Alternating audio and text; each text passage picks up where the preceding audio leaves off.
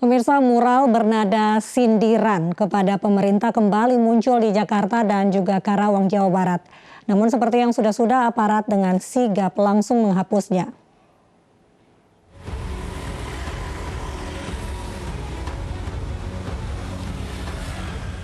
Inilah mural bernada sindiran yang diduga mirip Presiden Joko Widodo. Mural ini terpampang di tembok kosong Jalan Kebagusan Raya Jagakarsa, Jakarta Selatan. Tulisan-tulisan sindiran mendampingi gambar dari soal masa jabatan Presiden 3 periode hingga ancaman borgol. Mural ini dibuat secara anonim dan muncul pada awal pekan ini. Kalau itu kurang tahu ya, tapi orang sini juga sih. Oh, Malam itu. malam. Kira-kira dibuatnya jam berapa, Bang ya? Jam 11 sampai jam 2. Tak lama berselang, kini mural sudah dihapus aparat setempat. Menurut warga, mural dihapus pada Selasa malam dengan ditimpa oleh tulisan lain.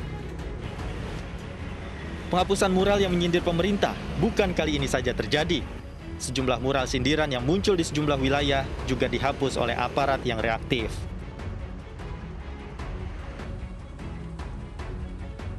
Dihapusnya sejumlah mural yang mengkritik pemerintah membuat seniman jalanan bereaksi. Di Karawang, Jawa Barat, mural-mural bernada sindiran kian menjamur.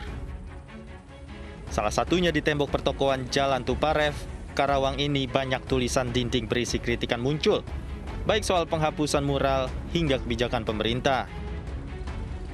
Dari Jakarta dan Karawang, Jawa Barat, Tim Liputan iNews melaporkan.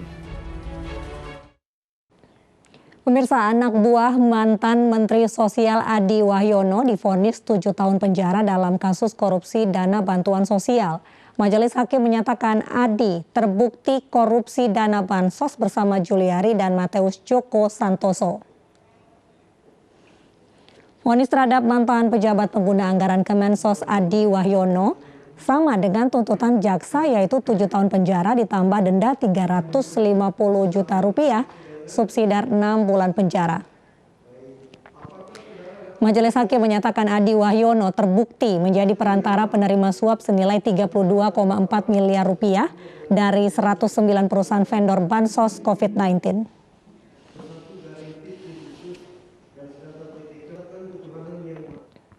Sementara itu, mantan Menteri Sosial Juliari Batubara yang divonis 12 tahun penjara dalam korupsi bansos tidak mengajukan banding.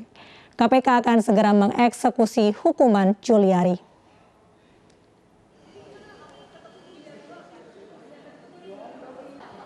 Terpidana korupsi bantuan sosial yang juga mantan Menteri Sosial Juliari Batubara memutuskan tidak banding setelah divonis 12 tahun penjara pada 23 Agustus lalu. Dengan demikian, vonisnya menjadi inkrah atau berkekuatan hukum tetap karena KPK telah lebih dulu tidak mengajukan banding atas vonis Juliari. KPK menyatakan akan segera mengeksekusi hukuman Juliari setelah menerima salinan putusan. Oleh karena itu, tentu sikap dari jaksa KPK adalah menerima putusan dimaksud. Dengan demikian, maka perkara dengan terdakwa Juliari P. Batubara ini sesuai dengan ketentuan telah memiliki kekuatan hukum tetap. Berikutnya, setelah kami menerima petikan putusan dari Pengadilan Negeri Jakarta Pusat, maka akan menyerahkan berkas perkara ini kepada jaksa eksekutor di KPK. Juliari Batubara akan menjalani hukuman 12 tahun penjara dan denda 500 juta rupiah atau kurungan 6 bulan penjara jika denda tidak dibayar. Majelis Hakim juga menjatuhkan pidana pengganti 14,5 miliar rupiah dan pencabutan hak politik. Setelah dilaporkan atas dugaan penganiayaan, putra sulung Ahok Nicholas Sean Purnama melaporkan balik Ayu Thalia ke Polres Metro Jakarta Utara. Nicholas Sean melaporkan balik Ayu atas tuduhan pencemaran nama baik.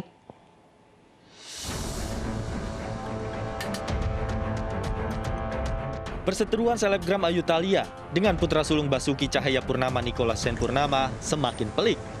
Kini giliran Sean yang melaporkan Ayu Thalia dengan tuduhan pencemaran nama baik. Jumat lalu, selebgram Ayu Thalia melaporkan Sean ke Polsek Penjaringan atas dugaan penganiayaan. Wanita yang akrab disapa Tata ini mengaku didorong keluar mobil oleh Sean, sehingga kedua kakinya terluka. Pengacara Sean siap meladeni laporan Tata tersebut. Tadi malam tanggal 31 Agustus 2021, NSP melaporkan AT ke Polres Metro Jakarta Utara. Saat ini dalam pemeriksaan juga. Kemudian dari pemeriksaan tersebut kita baru ambil keterangan, mungkin dalam waktu berjalan nanti akan kita sampaikan. Sementara itu dalam konferensi persnya, selebgram yang dikenal dengan nama Tata Anma tersebut menyebut perlakuan kasar yang diterimanya bukanlah kali pertama.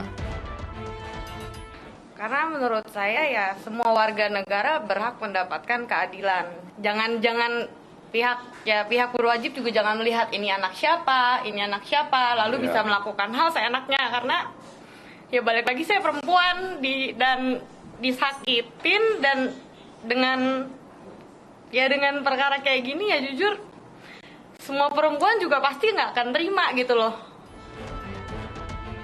Selebgram Ayu Thalia itu juga menangis, meminta keadilan atas dugaan penganiayaan yang dilakukan oleh putra sulung Basuki Cahayapurnama alias Ahok, Nicholas Shen. Dari Jakarta, Tim Liputan iNews melaporkan. Sejumlah orang mendesak polisi memperjelas kasus dugaan terorisme yang melibatkan mantan Sekretaris Umum FPI Munarman. Kelompok yang menamakan diri Sahabat Munarman ini bahkan meminta pembebasan Munarman.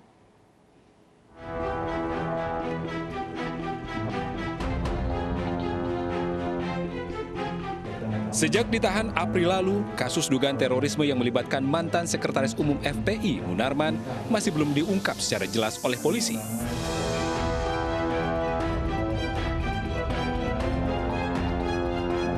Untuk itulah, kelompok yang menamakan diri Sahabat Munarman mendesak agar kasus ini segera diungkap dan dibuktikan kebenarannya.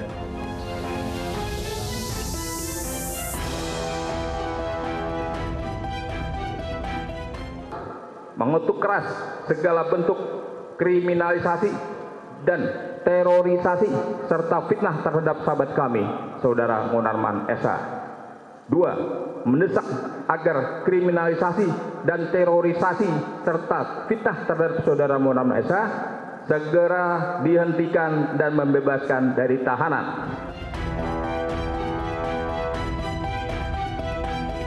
Bahkan mereka meminta agar Munarman dibebaskan jika tidak bersalah.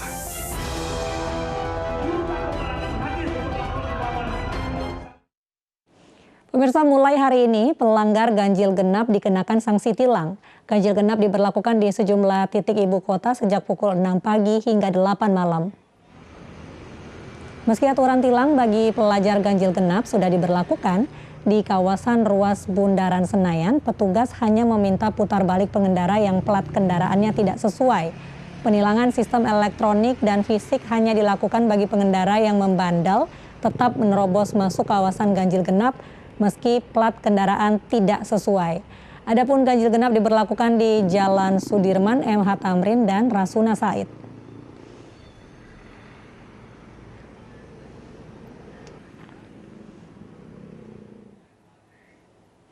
Pemerintah Kabupaten Bogor, Jawa Barat dan polisi akan memberlakukan uji coba aturan ganjil genap di jalur wisata Puncak.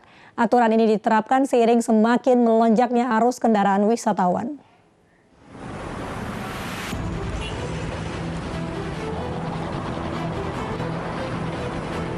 Pemerintah Kabupaten Bogor bersama Polres Bogor akan menguji coba aturan ganjil genap menuju jalur wisata Puncak. Uji coba aturan ganjil genap akan diterapkan mulai hari Jumat hingga Minggu pekan ini. Semua jenis kendaraan, baik mobil maupun sepeda motor yang melintas ke jalur Puncak akan terkena aturan ini. Pengecualian diberikan kepada kendaraan seperti ambulans, pemadam kebakaran, pengangkut BBM, pengangkut logistik, dan angkutan kota. Weekend. Untuk minggu ini akan kita laksanakan dimulai Jumat, Sabtu, dan Minggu. Nanti akan kita lakukan uji cobanya. Di sementara masih kita lakukan uji coba sambil kita lihat apa kira-kira kekurangan ataupun kelebihannya. Di pariwisata ya, jadi sambil sosialisasi kita uji cobakan dulu seperti apa. Nanti kalau memang arahnya lebih ke perbaikan ya kita bikin payung hukumnya. Tapi sekarang saya minta uji coba dulu. Aturan ganjil genap diberlakukan karena jalur wisata Puncak mengalami lonjakan kendaraan hingga 40% seiring pelonggaran PPKM level 3. Diharapkan dengan aturan ini, mobilitas masyarakat berwisata dapat menurun dan kenaikan angka positif COVID-19 dapat ditekan. Dari Bogor, Jawa Barat, Wildan Hidayat, iNews melaporkan. Seorang istri di Serang, Banten membunuh suaminya karena dipaksa berhubungan intim. Kami hadirkan informasinya sesaat lagi.